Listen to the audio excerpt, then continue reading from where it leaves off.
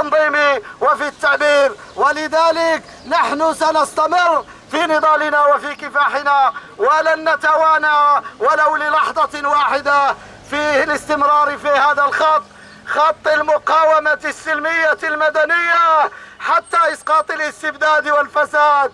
إننا نجدد لهذا المخزن ولكل فلوله أننا لن نتنازل عن حقنا في التنظيم والتعبير مهما عملتم ومهما فعلتم، لأننا أصحاب قضية عادلة ولن نتنازل ما بقي فينا عرق ينبض.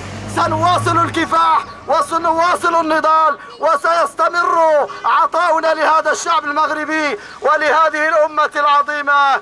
المغرب يستحق أفضل منكم يا مخزن، المغرب يستحق سياسة أفضل من هذه السياسة، وعدلا أفضل من هذا العدل، واقتصادا أفضل من هذا الاقتصاد.